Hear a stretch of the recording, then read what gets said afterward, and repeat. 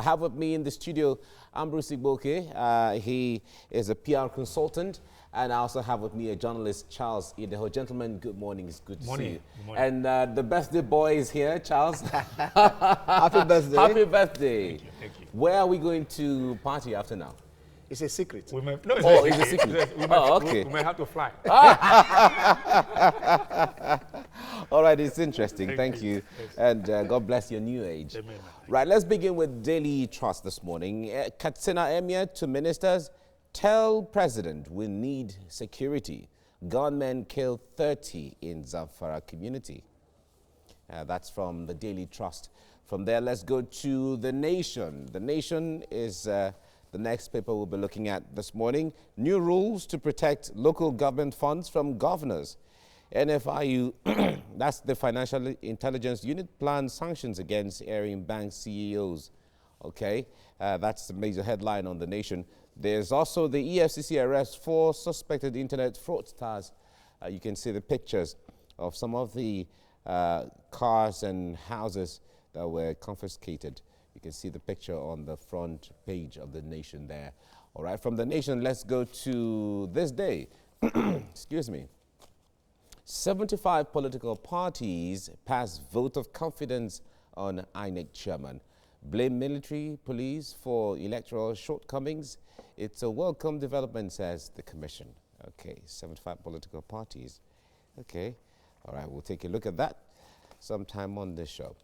Daily Sun is our next paper now. Police arrest Adeleke, PDP Goba candidate in Osun, senator to be arraigned in court over certificates.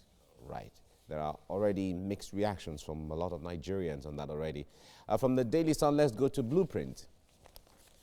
2019 polls, 75 political parties thumb up INEC chair, urge Buhari to sign amendment electoral bill, and African countries look up to Nigeria, ex-Sierra Leone VP, certainly. That's always the case. Everyone knows Nigeria is always the country to look up to, especially on the African continent. All right, from there, let's move to the Nigerian Tribune. Nigerian Tribune, Ilesha Ife Ibadan Road. Southwest leaders raise alarm over kidnappings. Okay, and there's multiple riders there explaining. Nigeria becoming ungovernable failed state. Southern Middle Belt leaders are saying that. Only solution is state police in the restructured Nigeria. Adebanjo saying that. And there is urgent need to extend security measures planned for north to south. Gani Adams is saying that. The insecurity in southwest is insecurity in Nigeria. Oluwo is saying that. And there's the need for reconfiguration of nation's internal security. GT Ogunye is saying that. And kidnapped OAU professor regains freedom in police protective custody. Okay. That's issues around kidnappings and insecurity in parts of the southwest. From the Nigerian Tribune, let's go to the Daily Times. Daily Times, trouble looms for Emir Sanusi in Kano as assembly moves to create 4 additional emirates. And state anti-graft agency invites Sanusi's 2 uncles, brother, over alleged financial misconduct. Okay, that's emirate traditional issues. That's interesting. Okay, gentlemen, I'd like us to talk about this story making headlines now. New rules to protect local government funds from governors. A lot of people have talked about this over and over and over and over again over how governors or state governments dip their hands into the till of local government and don't allow the local governments to function. Ambrose, let me start with you on this. I think the military were the ones that actually truncated that path because the local governments used to receive their allocation directly. I think the military with their decrees and all kinds of impunity started receiving it on behalf of the administrators. And then when the civilians came in, they liked it because it afforded them a lot of access to the cookie jar. So they were doing the state's joint account, and that is an aberration to the Constitution. Why they have not been able to scrap it is because they were benefiting from it. Now, because of the international direction, because of intelligence fraud that mandated Nigerians to comply, they are now being forced. So this is not the this is not from the presidency. So nobody should take credit for it. They were forced to do it because all of them, the politicians are gaining from it. And so we are hoping that this is not just mere political statements to ward off the sanctions that may come from the International Intelligence Fraud Unit. And I hope that they will implement it to the core. Especially the banks. The financial institutions they are corporates in this regard. They collude with the politicians and collude with public officers. That is why there's a warning to the banks to comply. They always otherwise warn. Even some of them are still hiding money from not routing it through the TSA. So it remains to be seen whether this actually will be effective. All right. Charles, the point there is when you look at the three legislative lists, the exclusive, the concurrent, and the residual, down to the residual list, it gives powers to the state government to administer whatever within their jurisdiction, including supervising local government. How does this contravene or contradict each other when this kind of directive is coming? Yeah, when you were saying, like I said, this is going to be the limiting factor in all this, and the power that the SFU is now trying to waive. That, I think, Section 162, subsection 8, I'm not too sure of but I know it's Section 162, but I can't recall the subsection of the Constitution that talks about that gives the state the power to do that. Now, on the one hand, you are saying that the third tier should be independent of the second tier. On the other hand, we also say the second tier has the power to supervise the third tier. So it looks like a contradiction. Eh?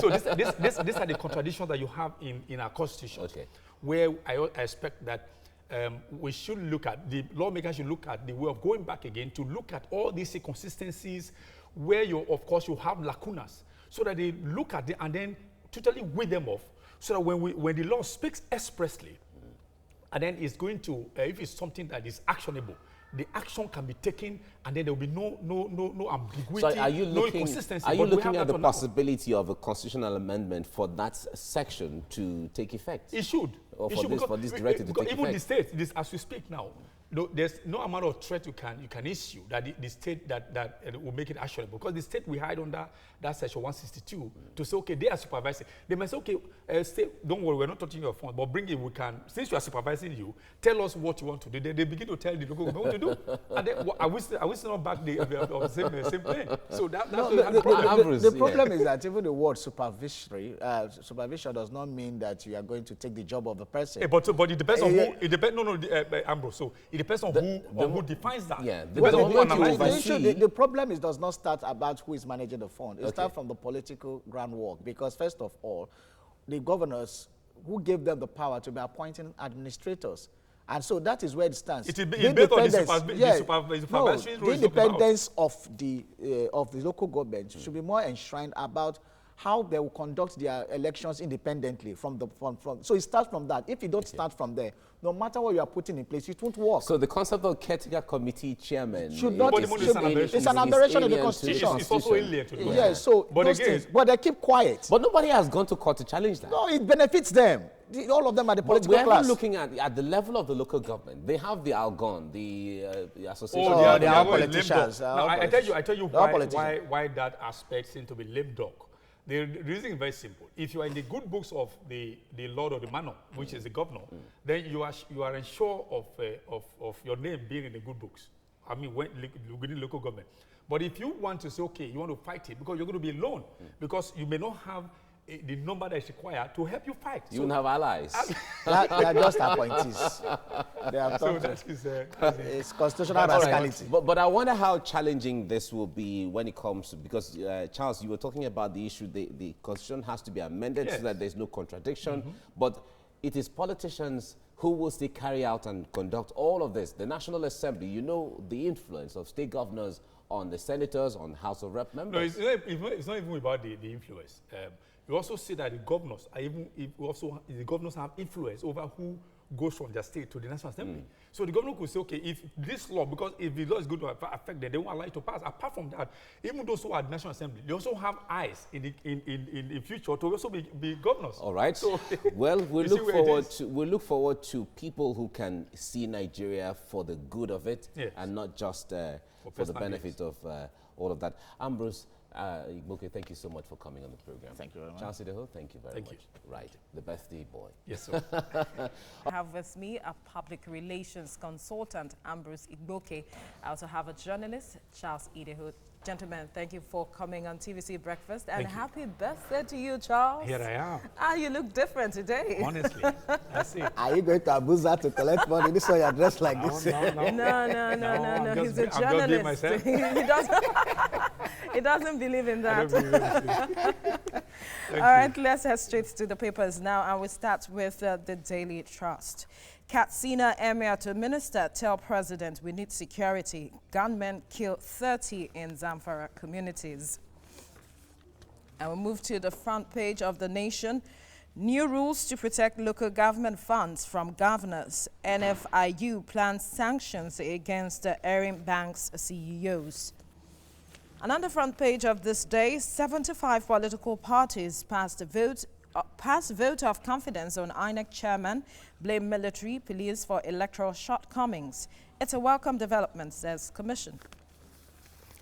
Well, on the front page of the Daily Sun, police arrest Adeleke PDP Guba candidate in Osun, senator to be arraigned in court over certificate. On the front page of the Blueprint 2019 polls, 75 political parties thumb up INEC chair, urge Buhari to sign amended electoral bill. African countries look up to Nigeria, ex-Sierra Leone vice president speaking there. And on the front page of the Nigerian Tribune, Ilesha Ife Ibadan Road, Southwest leaders raised alarm over kidnappings, and Nigeria becoming ungovernable failed state. Southern Middle Belt leaders speaking there. Only solution is state police in a restructured Nigeria. Adebanjo. There is urgent need to extend security measures planned for north to south. Gani Adams. Insecurity in southwest is insecurity in Nigeria. Oluwo. There's the need for reconfiguration of nation's internal security. Ogunye, a kidnapped OAU professor, regains freedom in police protective custody.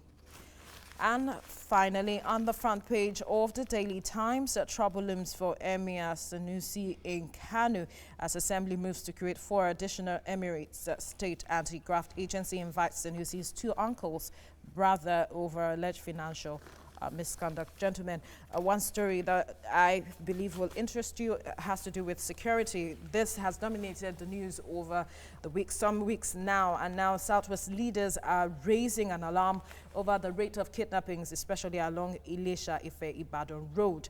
And they're saying that insecurity in the Southwest is insecurity in Nigeria. Whatever measures they want to use to tackle insecurity in the Northeast or Northwest should also trickle down to the Southwest as well. I'll start with you, Ambrose. Your thoughts?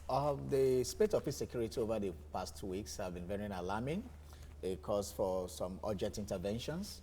But why are they even happening in the first place? There are some insinuations from some quarters that this have been allowed to fester. Yeah. Because when you look at the caliber of attacks, these are the things that the Nigerian military could wipe out in 12 hours.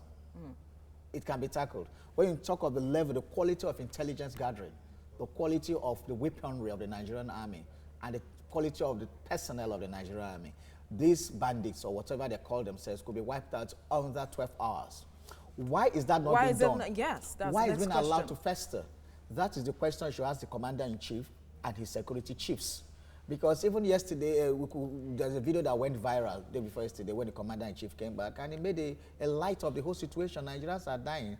And the only thing he had to say about the security situation when he was asked if he would change tactics was to say, oh, I saw the IG of police, is even growing, he has grown lean. And that is very, very unfortunate statement to make. And we are dying. So the issue now is that insecurity in the Northeast. There has been calls that the president should look at the security structure to perhaps make changes, like you have rightly said. But from the look of things, do you think the president is going to do that stemming from the statement he made? I don't think so. We can't run away from this body language that has refused to go. You look at the body language of the president vis-a-vis what is on ground is not likely to change. But this is one issue he said he was going to tackle when he came in. This was part of their cardinal objectives of the party. How many years ago did you make that promise? That was 2015. Today it's about almost going 5 years. 4 years. 4 years. 4 years. And he has another time now, and this is why he was the campaign. So it's 5 years, right? No, it's about 5 years. 5 years, yes. Because it was in 2014. This is 2019. That's 5 years. So the thing is this: globally, when you find responsible and responsive leadership, you are having issues on ground. What do they need to do?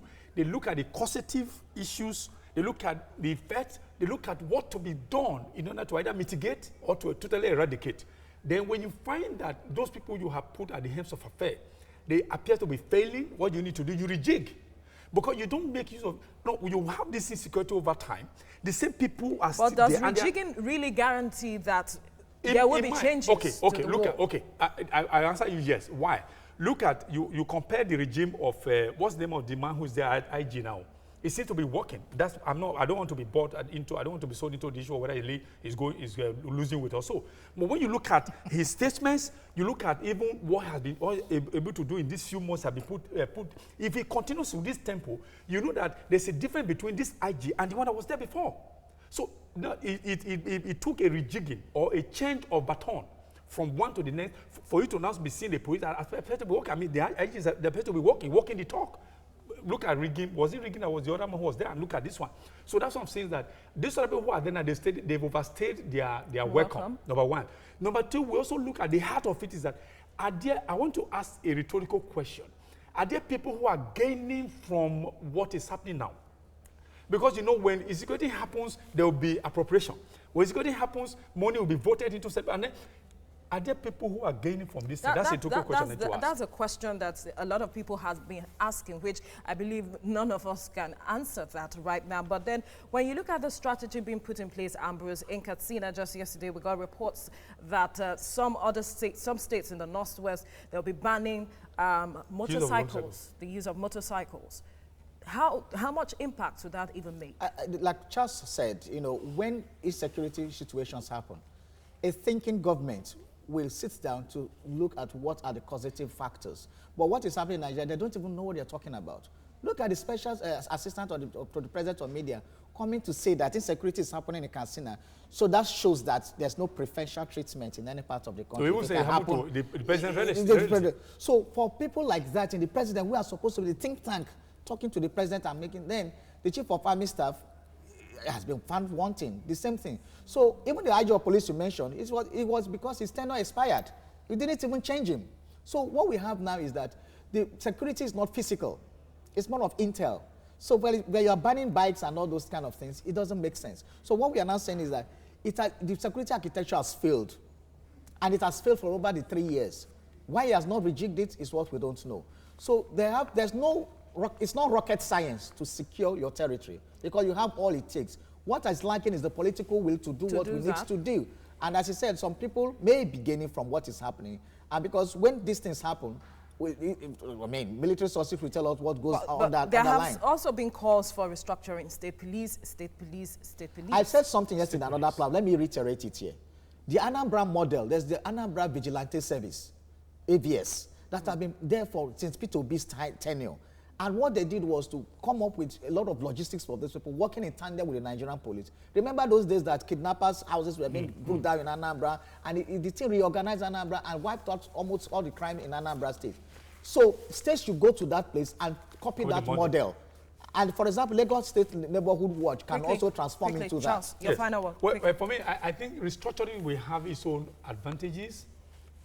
But again, if you are not also careful, the muster you have, or as we have today in Nigeria, all you need to do, you are now going to divide the mustard are going to be multiplied. You will not be having musters in all over the place. Mini musters. Or micro musters. All right, gentlemen, thank you for your contribution on newspaper review this morning. But I have with me public relations consultant Ambrose Igboke, as well as the journalist Charles Ideho. Gentlemen, good morning this morning. Thank you very much. Okay. Charles, is your birthday? It's my birthday, yes. And I have a hunch. I have from the grapevine that you are organizing a party for... It's a hunch. A birthday party. It's a hunch. Okay, I heard from So the it grapevine. remains at the realm of a hunch. I heard from the vine of grapes. Well, Charles is sympathetic to the insecurity in the only party. Come on, Ambrose. All right, it's interesting. Let's get into the papers now. Daily Trust is where we're starting from this morning. Katsina Emir to Minister, tell President we need security.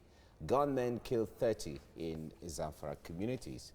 All right, that's what the Daily Trust is reporting this morning. From there, let's go to The Nation.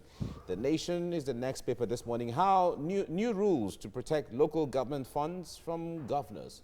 The NFIU plans sanctions against airing bank CEOs. And you can also see on the front page of The Nation newspaper there, EFCC arrests 4 suspected internet fraudsters. And you can see some of the cars and houses that were confiscated by the EFCC. From The Nation, let's go to This Day. This Day is the next paper now. 75 political parties pass vote of confidence on INEC chairman, blame military police for electoral shortcomings. It's a welcome development, says the commission. All right, we'll be talking about that shortly as we relate with what's going on in South Africa as far as their electoral process. They're supposed to commence their voting tomorrow. Let's move now to Daily Sun.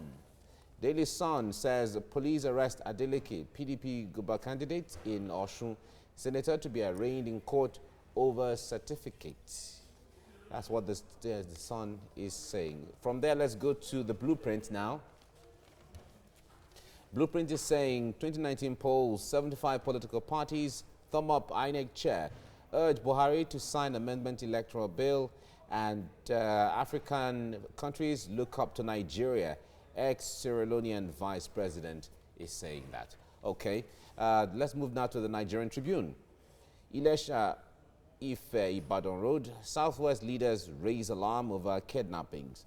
And it has multiple riders there explaining actually what the alarm has been raised about. Let's move now to the Daily Times.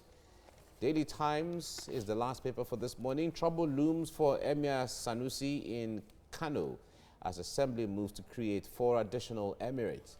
And State Anti-Graft Agency invites Sanusi's 2 uncles, brother, over alleged financial misconduct.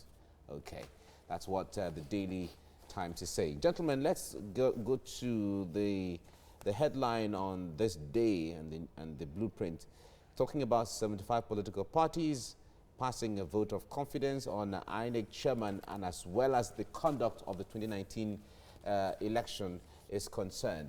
Now, we have spoken with all of you at different times, even during the elections, where we said there has to be reforms in the electoral process and the electoral laws in Nigeria. If you take it to what's going on in South Africa, they'll be expecting the general election tomorrow. But some people can vote today. If you want to vote today, if you're not going to be available on the day of vote, you have the ability, you have the right, you apply ahead of time and you can vote today. What does Nigeria stand to learn from the South African system? Let me start with you, Charles. We have a lot to learn, but the question is, are we ready to learn? Do we believe that that system is working? Because a lot of people also throw that banter. They also say, oh, okay, that's South Africa. We have a peculiar environment, we have a peculiar culture also. Yeah. So what works there may not work here. Because if you also look at, if you want to deploy this technology they're deploying there, by nature of the color of our blood, even though it looks red, but the color of the blood is red. No, it looks red. But ours is green, well, I don't know, or blue. But our attitude. It's for the national flag. the way we approach things doesn't seem as if we have the color of blood that the normal human being has, without recourse to any insult. What I'm saying first is that what works elsewhere seamlessly, that we ought to deploy, we ought to look at it and we copy and paste for the benefit of growth and progress in the system. People would rather kick it. For instance, if you look at the appropriation for this election in South Africa, it's been taken care of a long time ago. Mm-hmm. And they know that this thing comes every 4 years or 5 years, as case may be. But it is when we are getting close to the threshold of another election, before we begin to run header-scatter, we have all these things. So we have a lot to learn, but we don't want to learn because we don't believe that it will work here. Ambrose, in South Africa, the Electoral Commission can visit your house or the hospital where you are, if you're people who are old, the aged, and those who have disabilities and all of that, the Electoral Commission will come to your house, and then you cast your ballot, and then they take it away. They trust that whatever you take away will represent what the person voted for. How far away from there is Nigeria? We are far, as the earth is far from the sun. Let's hear the wind. The issue is that, like just Charles said, when politicians want to lie, they said, oh, the technology will be compromised, that we are not ripe for it. But the same technology, we are using it in the banking sector, and it's not compromised. We are using it in the Nigerian Stock Exchange. We are using it for intelligence gathering. We are using it in Aso Rock. We are using it to launch satellites, and that's SATCOM 1 and the rest. But when it comes to election, that technology will be compromised. That shows the hypocrisy in our system. So the technology can work, e-voting can work. And then when you go to places where the e-voting cannot work because of internet access and all those kind of things, you can deploy this kind of thing we are talking about. And who told the politicians that we cannot? If we can use our automated teller machines and the debit cards to make transactions, then we can use our e-voters card to do e-voting, and the integrity of the process is protected. So it is a big lie to tell us that we cannot run that simple technology. We have been doing it all over. We have been doing so. It can happen already in the north. We understood that during the elections, district heads and religious leaders were giving out voters cards street by street to their people. But down here in the south, people were queuing by 5 a.m. and don't see the voters card. So if that can be taken, so it means that people can also vote from their hospital beds. But it has to be digitized to such a point where even using the USSD codes, you can vote using star this, star that. You can just do a code, put your code of your unit, your polling unit, and it goes on. It's quite easy, simple. Actually, because the point there is that you can pick up your phone, download your bank application, and use transfer monies. If you can trust money, then why not? Okay, well, but you see, the thing, one thing is, first of all, I visited the what do you call CAC, Corporate Affairs Commission, 3 days ago. No, okay, last week. We wanted to make inquiries to register a company. They said, no, you couldn't do it. They said, well, go back to your house, go and do it on your internet. Oh, they insisted that when I said, they said, go to your laptop and do it. And I actually did it. It didn't work. Now, what has that helped?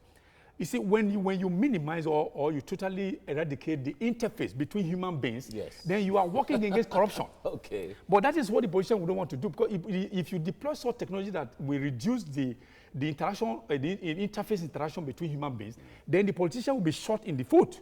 But they want to say, but Nigerians themselves know this thing. Why are they not taking advantage of this? Well, we are docile.